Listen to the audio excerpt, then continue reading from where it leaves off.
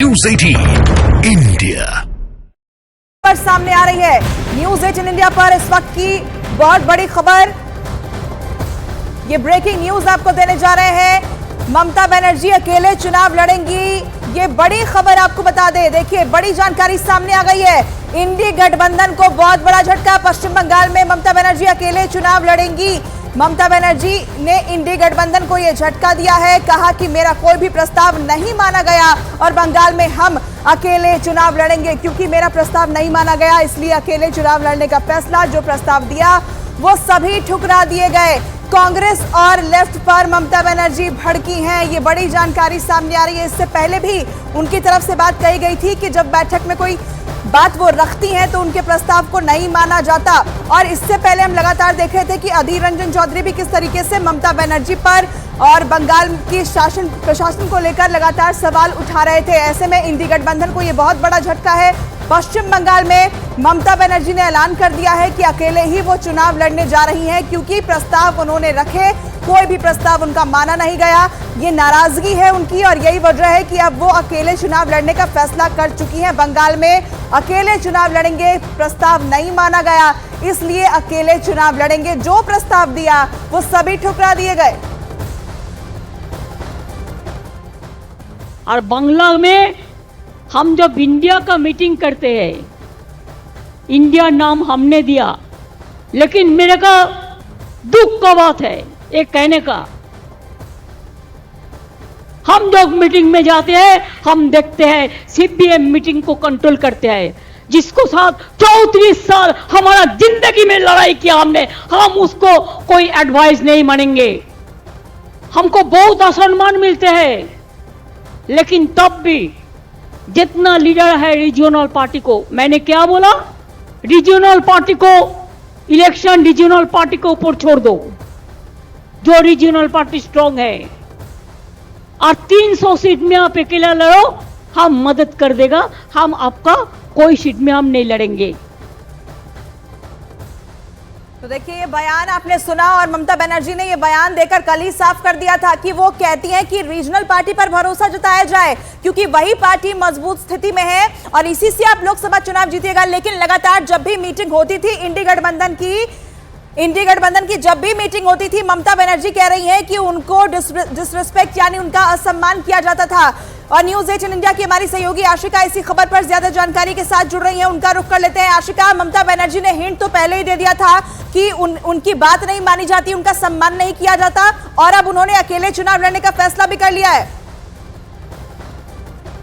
बिल्कुल बड़ा ऐलान है ये ममता बनर्जी का। साफ कर दिया है कि बंगाल में एकला चलो की नीति पर ही टीएमसी चलेगी। उन्होंने साफ कहा, राहुल गांधी की न्याय यात्रा पश्चिम बंगाल में आ रही है, लेकिन इंडी गठबंधन में होने के बावजूद टीएमसी को, ममता बनर्जी को कोई जानकारी इसकी नहीं दी गई है। साथ ही साथ आपको ये भी बता दें कि ममता ने साफ कहा है कि हमने शुरू में ही उनको प्रस्ताव दिया था, लेकिन उन्होंने मना कर दिया और अब हमने मन बना लिया है कि हम बंगाल में अकेले ही चुनाव लड़ेंगे। तो 2 सीटें देने को तैयार थी ममता बनर्जी कांग्रेस को राज्य में, जो कि उनके पास पहले से थी, वही 2 सीटें। लेकिन कांग्रेस इस पर मंजूर नहीं था। कांग्रेस को ये, कांग्रेस की तरफ से लगातार बयान आ रहे थे, अधीर रंजन चौधरी के बयान आ रहे थे कि इसे लेकर के वो खुश नहीं है। जिसके बाद अब ममता बनर्जी ने बिल्कुल साफ कर दिया है कि वो बंगाल में अकेले ही टीएमसी चुनाव लड़ेगी, चुनाव मैदान में उतरेगी। और बंगाल में एक लाख की नीति पर चलती हुई टीएमसी दिखाई दे रही है, लेकिन जिस तरीके से आलोचना की गई, 10 से 12 सीटें कांग्रेस की ओर से मांगी गई थी टीएमसी की ओर से,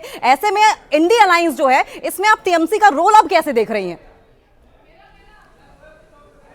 देखिए, ममता बनर्जी ने अभी भी ये कहा है कि नेशनल लेवल पर चुनाव में क्या होगा क्या नहीं, ये तो बाद में देखेंगे, लेकिन बंगाल में अकेले लड़ेंगे। जो 2 सीटें जो कांग्रेस के पास पहले से थी वही देने को तैयार थी ममता बनर्जी, लेकिन कांग्रेस बड़ी बड़ी बातें कर रही थी, सीटें ज्यादा मांग रही थी, जिसे लेकर के अभिषेक बनर्जी भी पहले ट्वीट कर चुके हैं कि असम में एक छोटे से चुनाव में जो है कांग्रेस का वोट परसेंटेज टीएमसी से कम रहता है। ऐसे में वो बंगाल में कैसे ज्यादा सीटें मांग रहे हैं, इसे लेकर के नाराजगी ममता बनर्जी ने भी आज दिखाई। साफ तौर पर उन्होंने कहा कि कांग्रेस की जो ये रैली है वो पश्चिम बंगाल में आ रही है, लेकिन इसके बारे में उनको कोई सूचना दी नहीं जाती है, जबकि वो इंडी गठबंधन का हिस्सा है।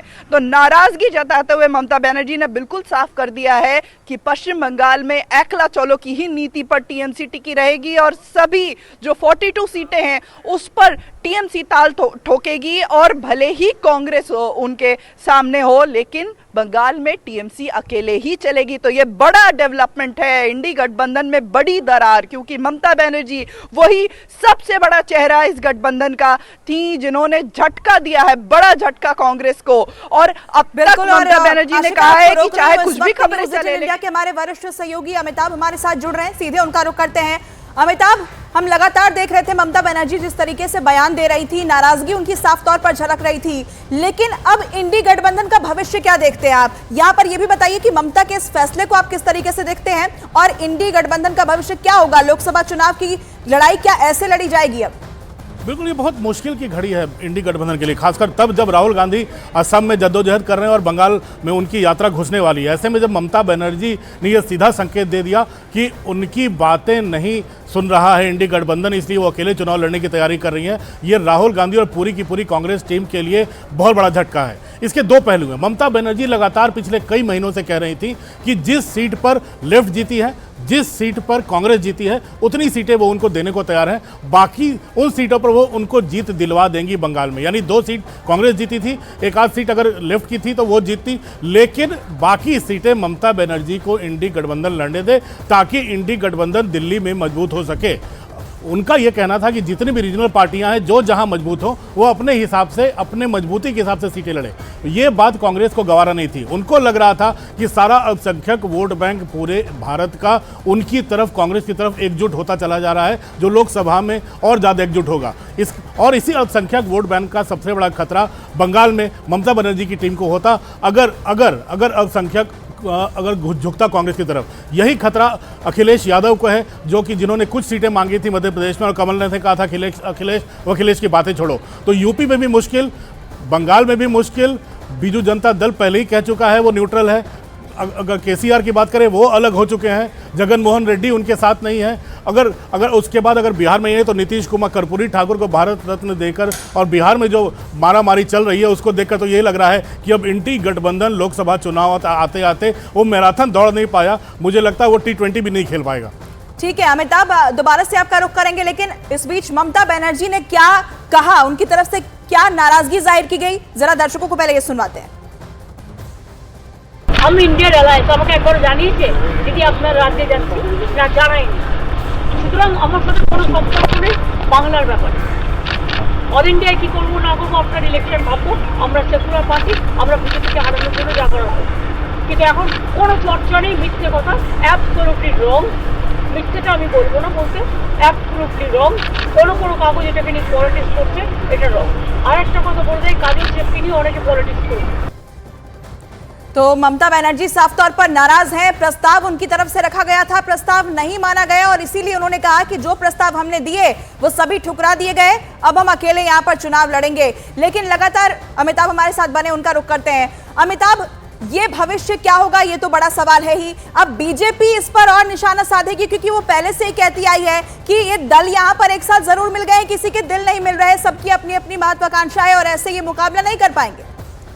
देखिए, बीजेपी के लिए तो ये खुशखबरी है ही। अगर ममता अकेले लड़ रही है, ममता सेक्युलर गठबंधन की बात कर रही है, ममता कह रही है वो सेक्युलर दल होने के नाते सेक्युलर ताकतों की जीत दिलाने के लिए बीजेपी से लड़ेंगी। यानी वो कांग्रेस को मानती नहीं कि वो सेक्युलर ताकत है, या फिर सेक्युलर गठबंधन को कांग्रेस एकजुट करने की कोशिश कर रही है। ये बहुत बड़ा आरोप है कांग्रेस के ऊपर जो ममता ने अभी लगाया है। दूसरा, वो अकेले लड़ेंगी, ये कांग्रेस के लिए बहुत बड़ा झटका है। और उन छत्रपों के लिए, चाहे वो तमिलनाडु के हों, चाहे केरल के हों, चाहे वाम दल हो, वाम दल के साथ केरल में भी गठबंधन मुश्किल है, अब बंगाल में भी मुश्किल है। तमिलनाडु में स्टालिन, अगर स्टालिन की बात मानती है, अगर उतनी सीटों पर आती है जितनी पर वो जीतती है। और अमिताभ, आपको रोक रही हूं, उस वक्त हमारे साथ बीजेपी नेता नलिन कोहली इस वक्त हैं, सीधे उनका रुख करते हैं। नलिन कोहली जी, ममता बनर्जी ने ऐलान कर दिया है कि पश्चिम बंगाल में अकेले वो चुनाव लड़ने जा रही है। इंडी गठबंधन के लिए कैसे देख रहे हैं ममता के इस फैसले को? इसमें कोई हैरानी नहीं होनी चाहिए।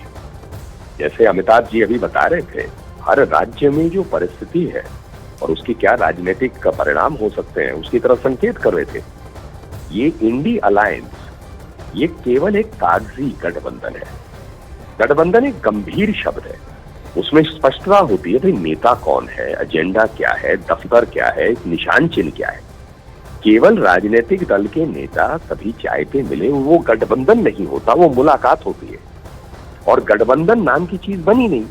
अब जो ममता जी ने आज कहा है, बड़ी स्पष्टता से कहा है कि भाई गठबंधन नहीं है, हम अकेले लड़ेंगे। अकेले लड़ना थोड़ी ना गठबंधन। नलिन अमिताभ बोल रहा हूँ, एक सवाल है आपसे। नलिन अमिताभ बोल रहा हूँ, एक सवाल है आपसे। नलिन, ये अभी असम से राहुल गांधी की यात्रा मुझे लगता है बंगाल भी प्रवेश करेगी। ऐसे में इंडी गठबंधन को मजबूत करने की बात करने वाली कांग्रेस पार्टी को कितना बड़ा झटका है बंगाल घुसने के पहले, क्योंकि ये कहते हैं कि 6 महीने समाजवादी साथ नहीं रह सकते, फिर 6 महीने अलग भी नहीं रह सकते। क्या ये सब मिलने की कोई गुंजाइश बची है इन लोगों के बीच? अमिताभ जी, आपने बहुत स्पष्ट बात, अच्छी बात कही है। राहुल गांधी जी की यात्रा के प्रवेश के पहले ही राहुल गांधी जी को स्पष्ट बताया जा रहा है कि ममता जी क्या समझती है उनके नेतृत्व को लेकर, क्या समझती है कांग्रेस पार्टी को लेकर। पहले भी आया था कि 2 सीटें देंगे, ऐसे मीडिया में आमने सामने बातचीत चल रही थी। ऐसा लग रहा था दोनों पार्टियां लड़ रही हैं आमने सामने। फिर वामपंथी दलों के साथ कांग्रेस का रिश्ता है, वो कैसे ममता जी के साथ काम कर सकते हैं या ममता जी उनके साथ कर सकते हैं। तो ये यात्रा के ऊपर अगर आप देखें, असम में जबरदस्ती कानूनी व्यवस्था पर वार करके, वहां पर शांति को भंग करके जो बाहर से लाए गए कार्यकर्ता है कांग्रेस पार्टी के, उन्होंने वहां क्या की। तो ये सिर्फ राहुल गांधी का एक रीलॉन्च। नलिन, 1 मिनट में रोकना चाहूंगा, हमारे साथ जेडीयू के प्रवक्ता और नेता हैं नीरज सिंह। नीरज भाई, एक सवाल आपसे बनता है कि ममता बनर्जी ने बहुत बड़ा झटका दे दिया, कर्पूरी जी को भी बीजेपी मोदी सरकार ने भारत रत्न दे दिया है। क्या बिहार में भी इंडी अलायंस को झटका लगने में अब कुछ ही वक्त बचा है, उल्टी गिनती शुरू हो गई? पहला तो देखिए, माननीय ममता बनर्जी जी बड़े नेता है, मैं कोई टिप्पणी नहीं करना चाहता, लेकिन जो उनका विचार आया है कि भाई वो अकेले लड़ेंगी चुनाव, यह तो गठबंधन धर्म के विपरीत है। और इसके पहले भी जब बैठक दिल्ली में हुई थी तो उन्होंने बगैर किसी से बातचीत किए नाम आगे किया, तो वो गठबंधन के विपरीत तो उनका राजनीतिक आचरण है। क्योंकि बड़े नेता है, इसलिए मैं कोई टिप्पणी नहीं करना चाहता। लेकिन इंडी वाले तो नीरज भाई नीतीश जी की भी नहीं सुनते, संयोजक बनाना था बनाया नहीं। बिहार में जितनी पहली बात तो क्या उस पद के ना हम कई चीजें ऐसी हैं जो आपकी बात नहीं मान रहे हैं। नहीं, हमारी बात नहीं मान रहे तो जाने, हम लोगों तो पहले ही कह दिया था, 1.5 साल से कह रहे हैं अलायंस कीजिए तो ठीक से कीजिए। नीरज भाई, ममता जी ने कहा कि हमने जितनी सीटों पर लड़ने कहा, हमने जो सीटों का गठबंधन के बारे में कहा, इतनी सीटों पर लड़ी है, कांग्रेस मान नहीं रही है, इसलिए सेक्युलर दल होने के नाते वो अकेले लड़ेंगी। आप भी तो कह रहे हैं कि 17 आप लड़ेंगे, 17 वो लड़ेंगे, कांग्रेस इतनी लड़े, लेकिन कांग्रेस मान नहीं रही है। तो वही हाल है जो बंगाल का है वो बिहार का भी है। नहीं, हम लोग की बात कहीं सार्वजनिक नहीं हुआ है, कोई सार्वजनिक दावा नहीं किया है। और हम लोग आपस में सरकार में के पार्टी है ना, चला रही है सरकार ना, कहीं कोई विवाद है, ये तो बैठ करके समस्या का, लेकिन एक तरफा ऐलान थोड़ी हो गया। एक तरफा ऐलान उन्होंने बंगाल में कर दिया जो दुखद है। लेकिन आप लोग बैठने के बाद भी समस्या हल नहीं रही है नीरज भाई। अब तो हम उम्मीद करें कि अगला ऐलान बिहार से होगा। ये अभी वो परिस्थिति बिहार की नहीं है। चलो नीरज भाई, बहुत बहुत शुक्रिया बात करने के लिए।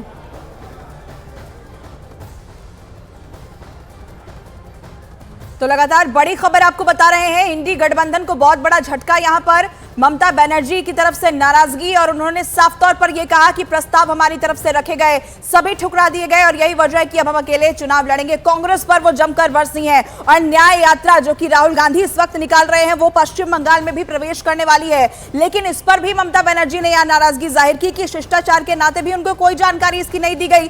तो अब भविष्य क्या होगा, बड़ा सवाल लगातार यही बना हुआ है कि आखिर अब इंडी गठबंधन का भविष्य क्या होगा, क्योंकि लगातार बीजेपी इसे लेकर हमलावर रही है कि एक घमंडिया गठबंधन है। यहां पर तमाम नेता जरूर मिले हैं, दल जरूर मिले हैं, लेकिन इनकी कोई नीति नहीं है, इनकी कोई नियत नहीं है।